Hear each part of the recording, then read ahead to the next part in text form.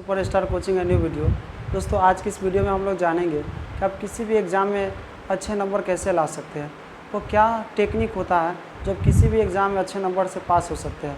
तो दोस्तों आप इस वीडियो को शुरू से लेकर अंत तक देखते रहेंगे तो आप 3 रूल आपको बताएंगे ताकि आप इसके माध्यम से आप अच्छे नंबर ला सकते हैं।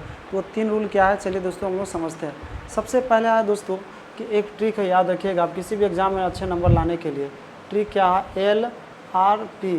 जी हाँ दोस्तों, आप किसी भी एग्ज़ाम में अगर आप अच्छे नंबर लाना चाहते हैं तो 3 नंबर यानी 3 रूल को आप दिमाग में बैठा के रखिएगा ताकि आपके नंबर अच्छे आ जाए एग्ज़ाम में।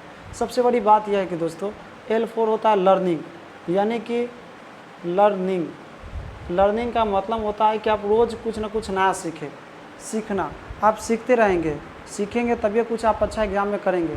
पता चलता है आप सीखबे नहीं करेंगे तब तक आप एग्ज़ाम में कुछ आगे नहीं कर सकते हैं। तो सबसे बड़ी चीज़ होता है कि आप लर्निंग माने रोज़ नया एग्ज़ाम से रिलेटेड कुछ ना कुछ सीखते रहें।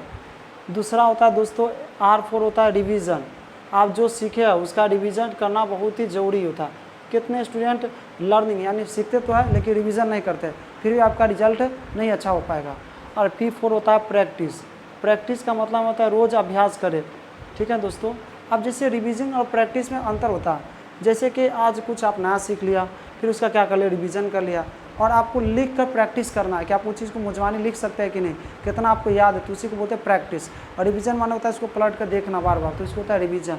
अब मान लीजिए कि दोस्तों ये तीनों में डिफरेंट क्या होता है थोड़ा समझते हैं। मान लीजिए कोई विद्यार्थी है जो कि काम क्या रोज़ 10% सीखता है, माने 10% सीखता है, लेकिन याद रखिए दोस्तों 10% सीखता है और 10% क्या करता है, रिवीजन भी करता है। वही 10% का रिवीजन करता है लेकिन प्रैक्टिस करना भूल जाता है, माने प्रैक्टिस नहीं करता। तो 10 100% और लेकिन 100% में 0 से गुना करेंगे तो आपका रिजल्ट बराबर क्या आ जाएगा, 0, यानी कि आपका रिजल्ट हो ही नहीं सकता। ठीक हो दोस्तों, मान लीजिए कि आप लर्निंग माने 10% सीखे और रिवीजन नहीं किए, 10% रिवीजन नहीं किए लेकिन प्रैक्टिस किए 10%, फिर भी इसका रिजल्ट क्या आता है दोस्तों, 0। यानी कि अगर किसी तरह हम लोग रिवीजन करते हैं 10%, प्रैक्टिस भी करते हैं 10%, लेकिन सीखना हम लोग नया कुछ सीखवे नहीं करते हैं तो क्या होगा, फिर भी हमारा रिजल्ट क्या आएगा, 0। तो इसीलिए कहते हैं कि दोस्तों आप लोग को जीवन में ये 3 मेथड एकदम फेमस है। पहला क्या, L4 लर्निंग माने रोज़ नया सीखे, और R4 रिवीजन और उसको रिवीजन भी करते रहे, और उसके बाद बीच बीच में क्या करना है, प्रैक्टिस करना। और यह जब तीनों आपका कंबाइन हो जाएंगे तो आप किसी भी एग्ज़ाम में टॉप कर सकते हो और अच्छे नंबर से पास कर सकते हैं।